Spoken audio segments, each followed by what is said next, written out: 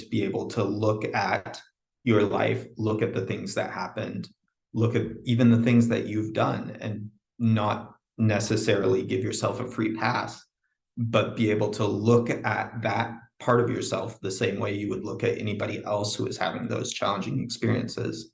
That's opens it up, and right there you're able to come up with new ideas, new solutions. Hi, I'm Samuel Laronis. I am an LCSW coming from Cal State Northridge. I have worked for quite a long time in mental health for adults, children, and especially teenagers. But I got my MSW about 5 years ago, and then became licensed 2 years ago. I just started up my newest project, which I'm very excited about, Pasadena EMDR and trauma therapy. So that is me and my associates. We are primarily trauma focused, using evidence-based practices like EMDR, parts work, brain spotting, and ERP. And we are able to offer like a wide range of services from children all the way to adults and couples. Yes, so I'll kind of take that in two parts. Self-healing for me, I operate from a lens of the adaptive information processing model, which basically is the understanding that most of the time people have all the information, all the knowledge, all the emotional strength that they need to heal, but it's not linked necessarily with the part that's holding the trauma, the part that's holding those negative self-concepts or those negative concepts about the world.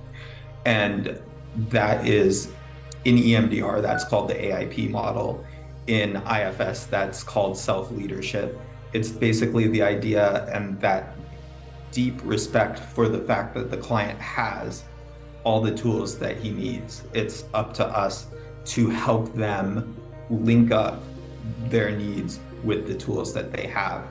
And part of that process is really teaching them how to find those tools and link up with them when they aren't in session, because they're not going to be in session all the time, and they're not going to be in therapy for the rest of their lives, usually. So it's a process of teaching people to identify the places that they are struggling or that they're having an issue, and teaching them how to get themselves in touch with their inner strength. As far as my own process, that's been a game changer for me as well. I work with a therapist who's IFS centered, and she's amazing. And I also have a daily practice of just for half an hour sitting down, looking at the parts of myself that are struggling or that have, unmet emotional needs, and linking those parts up with the parts of myself that have what those parts need. With the work that we do, I like to work with clients to identify what's coming up in their day-to-day life that is challenging for them. Why did they come here? What are their goals for themselves? And you can look at how that interacts with their negative views about themselves, their negative views about the world, and basically their concept of their self. And so, EMDR, parts work, all the different modalities, they have techniques that help people control better, regulate better. But part of that idea is to then come back and let people reevaluate themselves and know themselves as somebody who has control over their own thoughts, emotions, feelings, behaviors, to some extent, and to an extent that they probably didn't imagine before. If I could get more specific on that, an example would be, I guess, a client who's often arguing with his wife, right? And we can take that down, that's what's happening right now. if we look at that negative concept about the world or that negative concept about the self, oftentimes it could end up being something like the world's a scary place and I have to keep everything in balance or else something really bad is going to happen. And you can see with that incredible amount of pressure why somebody might get snappy with their partner.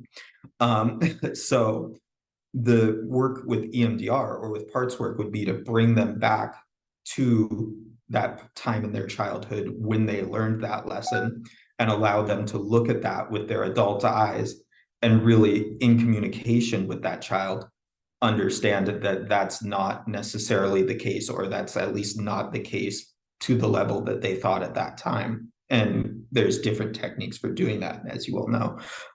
But I think that's part of the work. And oftentimes you will see after a client's done that work that they are starting to behave differently. They're starting to act differently around their family, around their loved ones, around their job.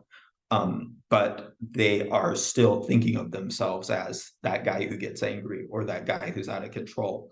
And so then going back and helping that client list their accomplishments, see what they're doing, and really take that moment to reevaluate themselves really kicks that healing into like another level.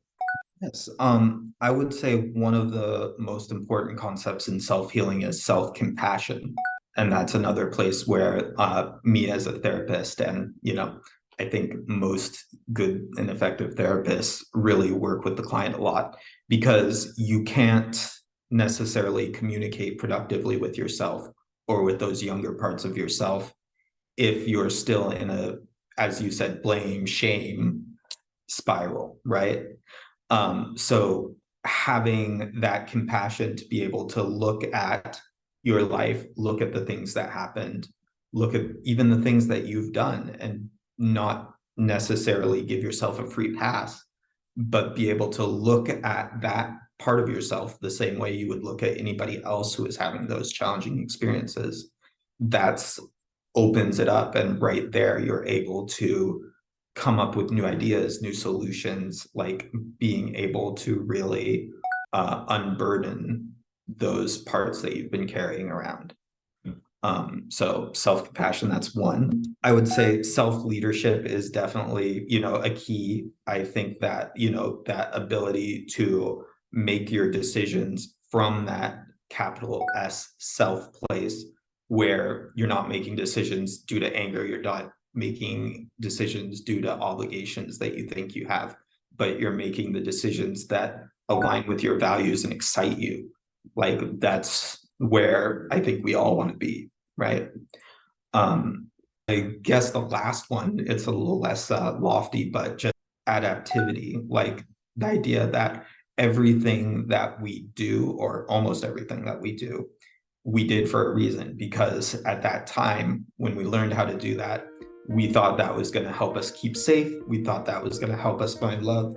We thought that that was going to, make sure that we can continue going through that Maslow's hierarchy of needs. And so no matter what the behavior is, no matter what the symptom is, we need to understand that it has an adaptive part to it. And the idea is not that this was all bad, this is all negative, and now we're going to go to a good thing. It's going from something that was adaptive, or we thought was adaptive, to something that's more adaptive now. Yeah, I would say that, I came late to the therapy game. Like, I didn't get my own therapy until I was in my late 20s. And I really, did not start my life from a very therapeutic or a very mental health oriented background. And people out there listening, you don't know how good your life could be. Amount of things that you're carrying around, at least I know for myself, I look back and I'm like, I cannot believe that I woke up and dealt with all of that every day. So you can unburden yourself. As far as where to find me, you can Google my name, Samnuel Lirones, Lirones. There's only 3 of us. I'm the one in California. And let's see. And you can also Google Pasadena EMDR and trauma therapy.